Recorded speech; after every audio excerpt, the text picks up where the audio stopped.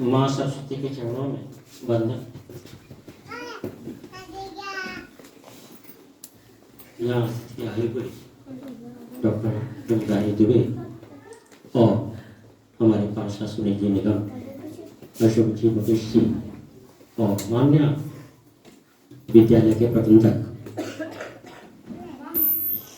माता बहनें और यहाँ छोटे छोटे बाल आए हुए बच्चों का सभी का स्वागत। बच्चे इस देश का भविष्य, बच्चे इस देश के स्वर्ण हैं। आगे चलकर बच्चे ही इस भारतवर्ष का भविष्य बनाएंगे।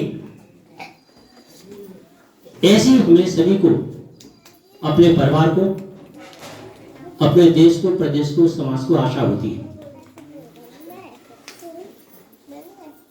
अभी जो मेडल मिले हैं आपको, अभी जो पारितोषिक मिले हैं, ये बच्चे उनको बनाने में, उनको उड़ने में माता पिताओं का बड़ा योगदान रहता है। माता पिता ही इन बच्चों का भविष्य होते हैं, प्रथम दृष्टा। माता पिता ही सबसे पहले गुरु होते हैं।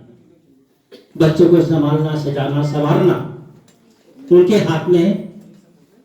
और माताएं हैं पिता से अग्रणी होती है, क्योंकि वही बच्चों का अधिकतर ध्यान रखती हैं। बच्चों को कॉलेज भेजने तक और उनके आने तक पूरी उनकी क्रिया को, बच्चों का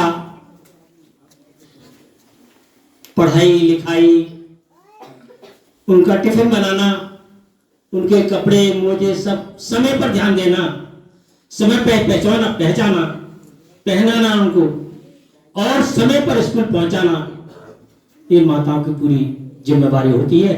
और उस दायित्व का पूर्ण तरह पालन हमारी माता बहनें करती हैं। हमको भी चाहिए बच्चों को कि वो अपने माता पिता का ध्यान रखें। अपने जो सामान है, अपने जो आपका बैग है, उस बैग को संभाल के रखो। ऐसा नहीं है जूते कहीं उतार दिए, चप्पल कहीं उतार दी, पेंसिल कहीं उतार दी और ये सब कहीं उतार दिया। फिर जब स्कूल का समय आता है तो कहते हैं हमारी माता, मम्मी हमारी पेंसिल कहाँ है, मम्मी हमारी रबड़ कहाँ है, मम्मी हमारे जूते कहाँ है, चप्पल कहाँ है। अब माता हमारी इतना ध्यान रखती हैं, आप सुबह उठाती हैं और आपको आपका मुंह धुलाते, स्नान कराती हैं, कपड़े पहनाती हैं और उसके बाद फिर टिफिन बनाती हैं, उसके बाद फिर आपका ध्यान।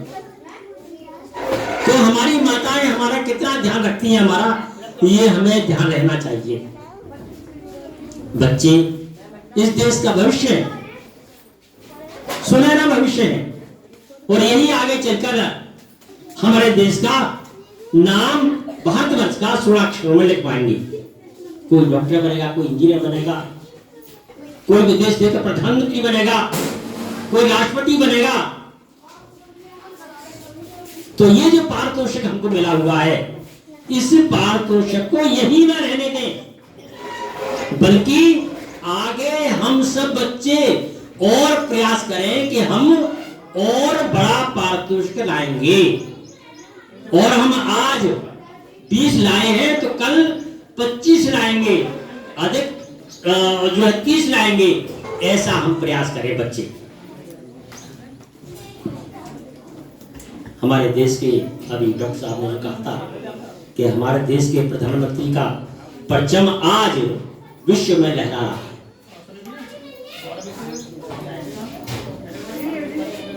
उनके देश के लिए प्यार, उनके देश के लिए पवित्र प्रेम कितना है कि आज अपने देश को ही सजा संभालने में लगे हुए नहीं है, बल्कि पूरे देश को संभालने में लगे हुए हैं। वो पूरा देश आज एक स्वर से उनके पीछे दौड़ा चला रहा है, उनकी आवाज को बड़े शांत भाव से सुनता है। और आपको ये देखने की जिज्ञासा होगी कि वो चाय बेचने के साथ और क्या करते करते थे वो। आज मैं आपको बताना चाह रहा हूं कि प्रधानमंत्री नरेंद्र मोदी इस समय जो देश के प्रधानमंत्री हैं, वो राष्ट्रीय स्वयंसेवक संघ आरएसएस, जो जिसकी स्थापना 1925 में डॉक्टर केशव बलिराम हेडगेवार ने की थी, उनके एक घटक हैं, उनके एक अंग हैं। वो एक प्रचारक थे।